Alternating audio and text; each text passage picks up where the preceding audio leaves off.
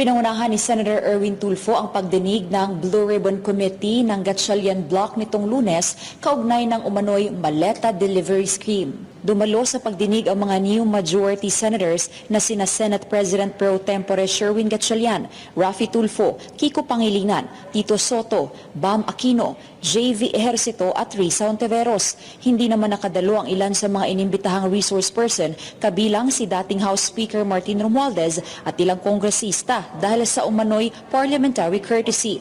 Present din ang mga kinatawan ng iba't ibang ahensya ng gobyerno gaya ng Department of Justice, Office of the Ombudsman, Department of Budget and Management at Department of Public Works and Highways. Dumalo rin si NBI Director Melvin Matibag. Sa pagdinig, sinabi niyang hindi umano sapat ang mga ebidensyang iniharap ng 18 dating bodyguards ni dating Congressman Zaldico at kulang ang mga ito upang makabuo ng probable cause. Sa naturang pagdinig, agad na pinuna ni Senator Erwin Tulfo ang isinagawang Blue Ribbon hearing ng Cayetano Block noong June 4 at tinawag itong House Show hearing. That press conference was presented to the public as a Blue Ribbon Committee proceeding despite having no authorization from the duly recognized chairman of the committee or from the office of the acting Senate President. It was conducted outside established Senate rules and institutional processes. Simply put, it was not a legitimate Blue Ribbon committee hearing. It was irregular, a house show, you may want to call it a make-believe investigation masquerading as an official Senate proceeding. Pinasyon din ni Tulfo ang kredibilidad ng tinaguriang Brave 18 at sinabing walang basihan ang mga alegasyon ng mga ito. Pinuna rin niya ang hindi pagdalo ng kampo ni Attorney Levito Baligon at ng Brave 18 sa kabila umano ng ipinadalang imbitasyon sa kanila.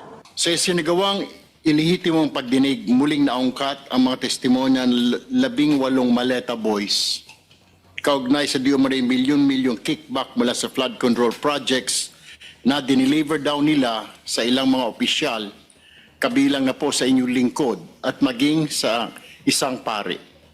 Ito po ay walang basihan, walang katotohanan, ni walang naipresentan dokumento, resibo o anumang konkretong patunay, kundi puro salita lamang. Hindi po tayo papayag na basta na lamang may darating po dito sa komite na ito para maglahad na kung ano-ano na wala naman po mga ebidensya o mga testigo na bigla na lamang pong susulpot kinabukasan na hindi na po mahagilap. Kwenesyon din ng kapatid niyang si Senator Raffy Tulfo ang kredibilidad ng Brave 18 at tinawag niya ang mga ito na mga kargador. I waited for today's hearing to confront the resourceful persons they presented. Let me call on them 18 kargador. Kasi nga po, nagkakarga sila ng mga maletang pera, sabi nga nila. Yun po talagang trabaho nila, taga-bitbit, taga-karga ng maleta. Una, sino ba itong 18 kargador ng mga maleta? Saan ba sila galing? We cannot simply bring in people sa Blue Ribbon Committee na nag-aakusa na mabibigat na paratang nang hindi man lang nalalaman kung karapat-dapat ba sila paniwalaan. Nilinaw naman ni Senator Kiko Pangilinan na isang consultative committee meeting pa lamang ang isinagawa ng Gatchalian Block. Ayon kay Pangilinan, hindi pa nahahalal ang iba pang miyembro ng komite kaya hindi pa ito ganap na constituted.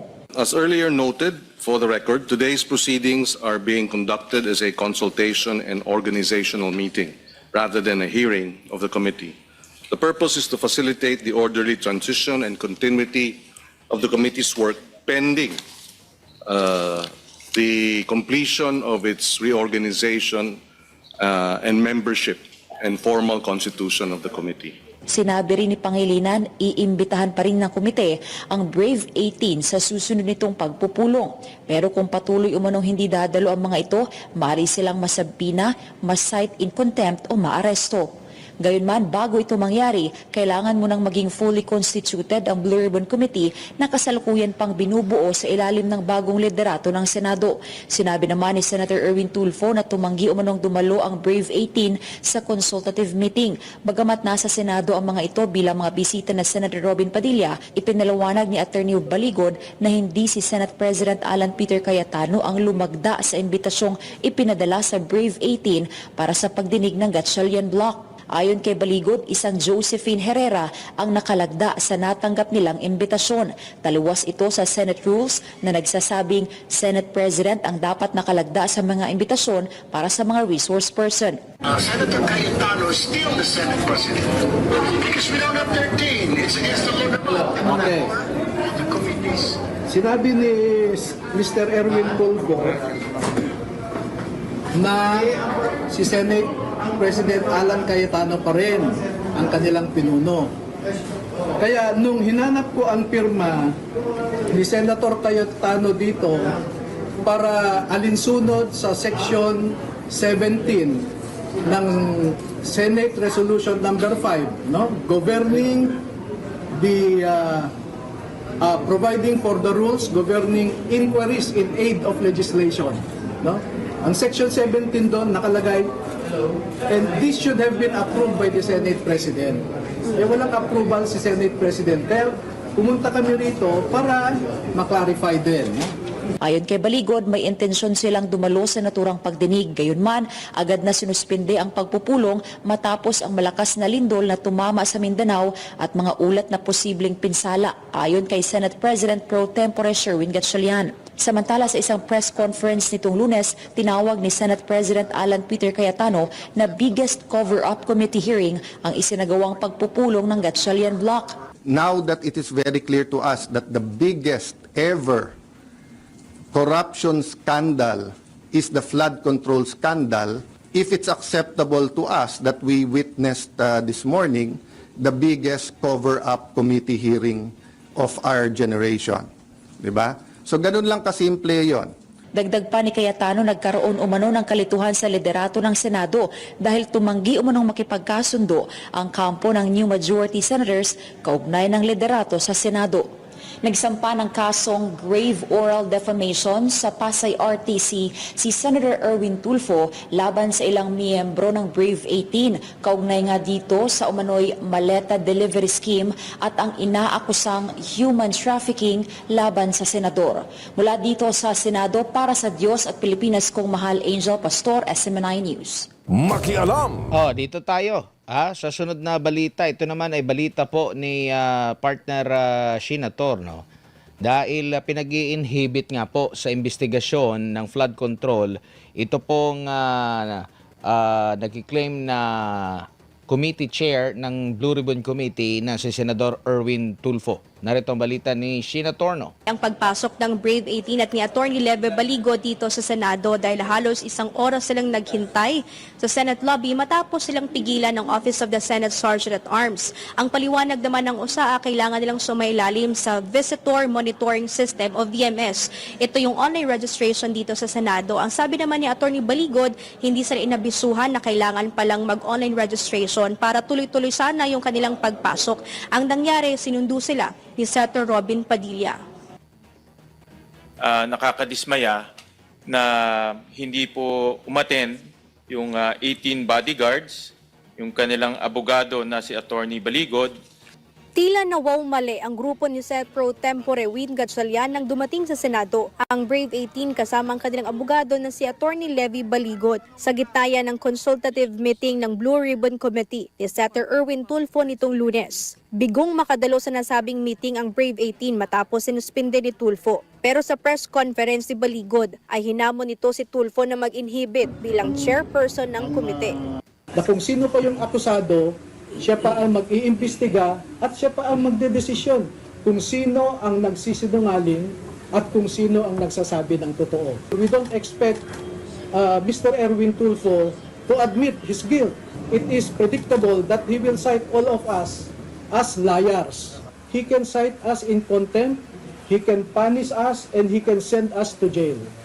Kabilang si Senator Erwin sa mga senador na hinatiran umano ng mali-maletang pera ng mga dating sundalo. Mahirap anyang paniwalaan ang pagiging patas ng senador sa investigasyon kung siya mismo ang mamumuno rito. Observe statesmanship, not brinkmanship. We observe delikadesa. Tugon naman ni Senator Erwin sa panawagan ni Baligot. Definitely, yung sinasabi lang mag-inhibit, definitely mag-inhibit ako. Plano ko nga sana kaso mga meeting pa lang ito. Pag sa hearing proper, I will announce, I will inhibit, I will give the floor to the Vice Chair. Or magtatayo kami ng subcommittee. Tinira rin ni Baligod si NBA Director Melvin Matibag na tinawag niyang political operator ng Administrasyong Marcos. Ito'y matapos questionin ni Matibag ang kredibilidad ng Brave 18 kung saan tinawag niyang peke umano ang mga ito. At 2 beses nilang na-prove na totoo yung sinasabi na 16 ang dating Marines, 2 naman ang dating Army. Noon pa ay sinasabi ko, si Matibag ay isang political operator, hindi po yan investigador. No? At ang ginagawa niya ngayon ay pinupolitika niya, hinahatak niya ang National Bureau of Investigation sa isang political exercise.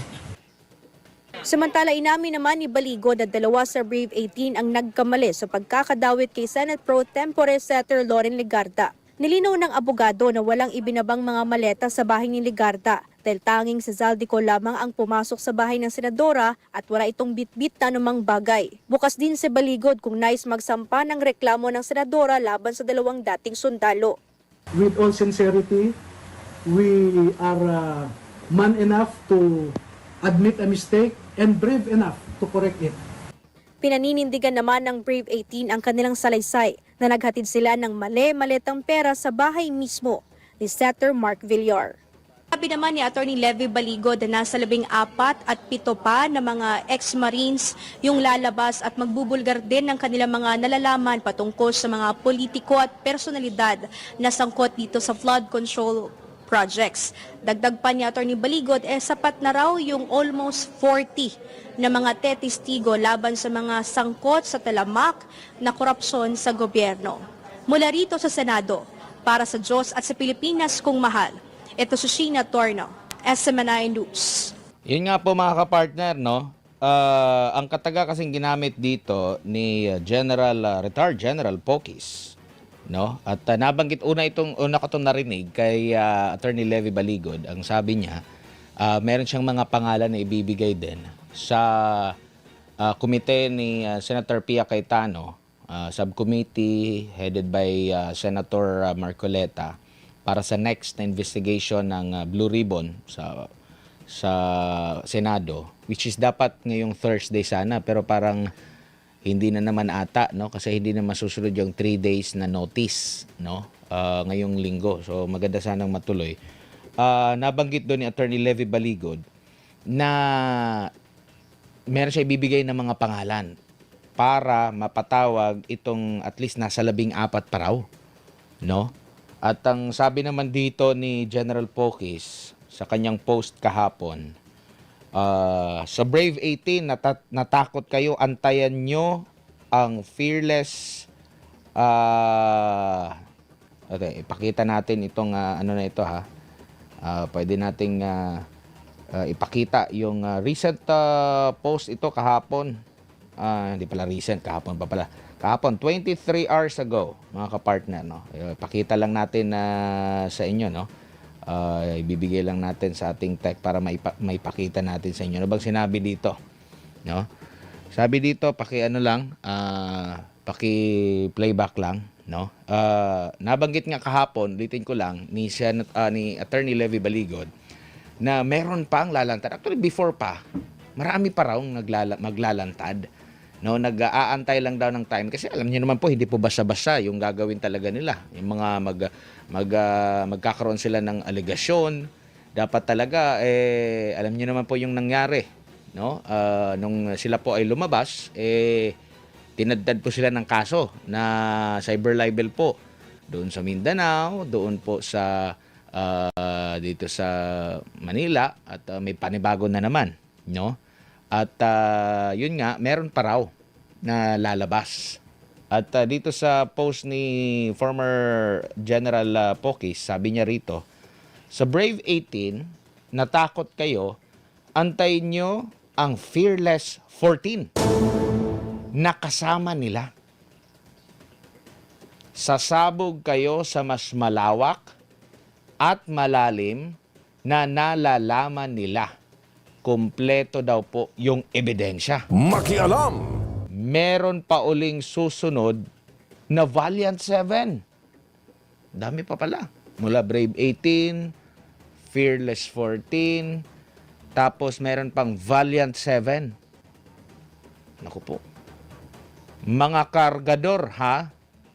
Wait lang. Yan po yung post kahapon ni retired General Romeo Pukis po, mga kapartners. Ang sa atin naman dito at gusto ng taong bayan talaga, malantad. No? Mapakinggan sila at kung sila man ay magsisinungaling, makikita nyo naman yan. Pwede namang pagtatanungin yan doon sa investigasyon. Di ba? Tanging korte yung ano niyan, magtitimbang pa niyan kung nagsasabi ba sila ng totoo o hindi. Pero sa kanilang panig, naninindigan sila at handa nilang harapin. No? At naging matatag na sila. Marami din silang pagsubok, kagaya nung isa. Inakusahan, meron daw sinuhulan daw ng 5 milyong piso. Nabanggit yung isang dating sundalo, no? Napaiyak pa nga siya kasi during sa hearing ng Blue Ribbon Committee under Pia Cayetano Subcommittee ni Senador Marcoleta, natanong yun kasi meron daw informant, kaanak daw nung isa doon sa mga tinagurang Brave 18 na pumunta sa NBI at nagsasabi meron ng 5 million. Sabi pa niya na ngayong araw daw namatay yung kanyang kapatid, no? Dahil sa tumor ata yun. Na sabi niya kung meron daw siyang suhol, matagal na daw niyang napagamot. No? Kinakailangan pera, no? At naging emotional pa nga siya, mga kapartner, no? At kahit kahapon, lumuwas pa Maynila yung ilan sa mga kasi taga-probinsya din sila, do dito lang po sa Luzon, pero talagang pinilit nila. Nanindigan po sila na handa nilang ipaliwanag, handa nilang panindigan, handa nilang patunayan yun pong kanila pong mga aligasyon laban nga dito sa kalakaran di umano ng paghatid nila ng maleta. At meron pang ang Fearless 14, tapos meron pang Valiant 7. So, abangan na lang natin ang susunod na kabanata po, mga kapartner. Makialam! Ukol nga po dito. 4:50 na po. Sa nabanggit ko kanina na ni si Soto ay naniniwala na sangkot sa flood control scandal itong dating speaker. Makialam! Ang pinatutungkulan po natin ay hindi po si Senador Tito Soto. Makialam! Ito po ay si Pasig City Mayor Vico Soto. No? Nag-post po siya kahapon. Pakita nga natin yung kanyang post. Ayan po, mga kapartner. Ito pong post niya, kasunod po ng pagkaka-aresto nung kanyang naging kalaban din na Diskaya. Kasi tinapatan siya nung babaeng Diskaya. No? Maraming mga batuhan ng accusation last election. Basahin lang natin. No? Itong naging pahayag ni Pasig City Mayor Vico Soto. Sabi niya rito, after ito ng pagkaka-aresto ni Curly Diskaya po, mga kapartner. Sabi dito, sana mas marami pa ang makulong. Minsan, nakakadismaya na ang mga nangyayari sa ating bansa. Iniisip ko na lang na at least kahit papano may progreso. Just 1 year ago, most of us didn't even know the level of corruption going on. Today, si Curly Diskaya, was arrested. Eto, tingnan nyo nakabold pa ito. Bukod kay Romualdez at Zaldi, Makialam! so ang pinatutungkalan niya dito ay dating speaker at si Zaldi ko, maaring ang mga Diskaya na ang may pinakamalaking nakubra sa flood control scandal. Pero hindi lang flood control ang pinag-uusapan dito. This is just one example of how evil minds can exploit our broken system. Tomorrow, the same things will happen again unless we continue to fight and denormalize corruption. Magiging pareho lang daw mangyayari kung papayagan natin ito at hihinto tayo sa paglaban sa korupsyon at gawing normal na lang ang korupsyon. Pwede itong mahinto kung lalabanan at talagang igigit na hindi normal itong korupsyon. O, sabi pa niya rito sa panghuling bahagi ng kanyang Facebook post. So let's keep doing our part, stay informed, exercise critical thinking, and keep pressuring the government. Siguraduhin nating hindi tayo magkakalimutan. O, minsan kasi pagdating ng eleksyon, nakakalimutan kasi napadalhan ng sardinas, ng noodles, naabutan ng 500. Makialam. Tapos pag naghirap na, kasi walang ginagawa yung mayor, binoto niya, doon na magre-reklamo ulit. Tapos makakalimot na naman, nagiging cycle na naman po mga kapartner. Natawa naman ako dito sa naging post naman dito. Pero bago ito, iginit niya, meron na pala siyang mga dating statement at naniniwala siya na may involvement nga dito ang pinuno dati ng Kamara po na si Romualdez at yung kanyang naging APRO chair. Ito yung tagapangalaga din nagbabudget, no, na si dating Congressman Zaldi Co, no? At may pahayag dito si dating Congressman Kiko Barzaga. Kagabi nakapanayam namin si Congressman Kiko Barzaga. Asan ba yun? Ayun, sabi niya rito. Kahapon din, post niya, sabi niya, Mayor Vico Soto named Romualdez in the flood control scandal. Mukhang si Tito Soto lang talaga yung duwag sa pamilya nila. Grabe ang banat, no? Sabi nga niya kahapon, nung tinanong ko, asahan pa, mas magiging regular na. Kasi wala na po siya sa kamera, wala nang makakahadlang, wala nang maglilimita sa kanya. Asahan po na mas regular na at may panahon na siya lalo na bumanat mga kapartner. Pero tinanong din natin siya kasi magkakaroon po ng election, special election sa kanyang distrito. 4th district ata ng Cavite siya, no? Ang sabi niya, tinanong ko, kasi sabi ng COMELEC, pwede pa rin pala siyang tumakbo. Tinanggal siya ng kanyang mga kasamahan sa Kamara, pero pwede pa rin siyang tumakbo. Gagastos lamang po ng hundreds of million, biruin nyo.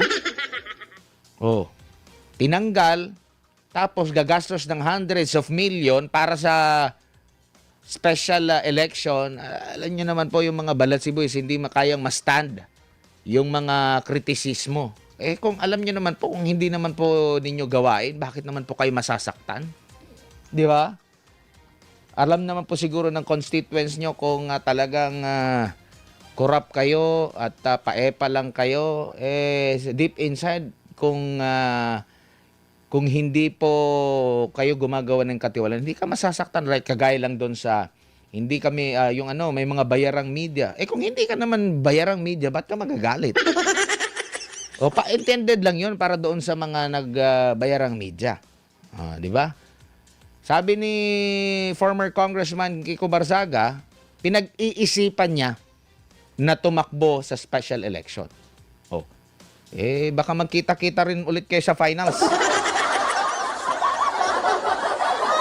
Makialam. Kayo-kayo pa rin yung magkikita sa final. Samantala, dito naman tayo sa naging pahayag ni Curly Discaya po, mga kapartner. Makialam. Eto, basahin natin. Pakita nga natin yung kanyang pahayag. Uy, si Vico Soto yan dito tayo kay Curly Discaya. Ito po, mga kapartner, no? Basahin natin, Tagalog ito, mas mabilis nating maintindihan to. Sabi niya rito, mga politikong manggagamit, ginamit at pinabayaan nila ako, pinakulong ako dito sa Senado para mabusalan ang bibig ko. Ngayon, wala na ako sa Senado kasi nga, hinuli na siya, inaresto na siya, di ba? May warrant siya.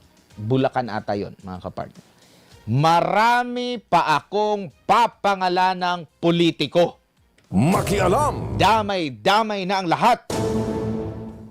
Humihingi ng tawad sa tao na nagpagamit kami sa mga may hawak ng kapangyarihan. Yes, big fish siguro kami, pero hindi kami buwaya o big crocodile.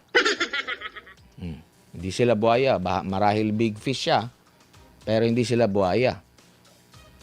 Magkaibang anyo ng hayop. Dahil wala kaming ghost project at substandard project. Tinupad namin ng maayos kung ano ang nakasaad sa kontrata ng 100%. At may insurance warranty bond na pwedeng habulin upang hindi malugi ang gobyerno. Sa 17, na nasa kapangyarihan pa lang na nabanggit namin, binusalan at ikinulong niyo ako ng 9 na buwan. Bakit ko pa ba babanggitin ang mga pangalan ng 150 plus pa na nasa kapangyarihan? Dahil binusalan niyo na ako? Akala ko, nais niyo ng katotohanan, kaya nagbigay lang muna ako ng konting pangalan. Pero sa maliit na mga binanggit ko na bilang, hindi na kayo mapagkakatiwalaan. Paano ko pa babanggitin ang mga 150 plus na may hawak ng kapangyarihan? Sana sa umpisa pa lang, sinabi nyo na ayaw nyo ng katotohanan. Kung alam ko lang na ganito ang aming sasapitin, hindi na sana ako nagpangalan pa. Pero, mas pinili pa rin namin na tumindig sa katotohanan at wakasan na ang paggamit sa amin ng mga nasa kapangyarihan ng mga malalaking buwaya na walang kabusugan. Kung ito ang kapalit ng pagsasabi ng katotohanan sa marami mong nalalaman, ang gawan ka ng kaso at alisan ka ng kalayaan upang tuluyang mabusalan ang katotohanan dahil natatakot sa lahat ng 150 plus na mga nasa kapangyarihan, baka ang bibig ko ay patuloy na madulas sa pagsasalita ng walang humpay na katotohanan. Makialam. Yan po ang naging pahayag ni Curly Diskaya. So abangan natin ito kasi pwede naman ipatawag din sila no, ng Senate Blue Ribbon Committee. Meron pa pala. No? Meron pa pala. Antabayan na natin ang susunod na kabanata. Makialam, makibalita sa isyu ng lipunan at alamin ang katotohanan. Makibalita sa isyu ng lipunan at alamin ang katotohanan. Oy, wala na po tayong oras mga kapartner. Makialam. Huwag kalimutan mag-like, comment, share sa atin pong official natatanging YouTube channel DZAR 1026 News. I-like nyo at i-share nyo. At syempre, huwag nyo rin pong kalimutan na i-follow rin po kami sa aming official Facebook page na DZAR 1026 News.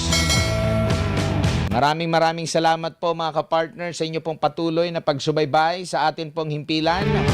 Huwag pong kalimutan, sa gitna po ng unos, sa gitna po ng krisis na kinakaharap natin ngayon, manalig lang tayo sa ating makapangyarihang Ama. Sabi nga ni Pastor Apollo C. Kibuloy, tatag lang tayo, talakip ng ating mga dalangin, na bumuti na ang lahat sa ating pamilya, sa iyong sarili.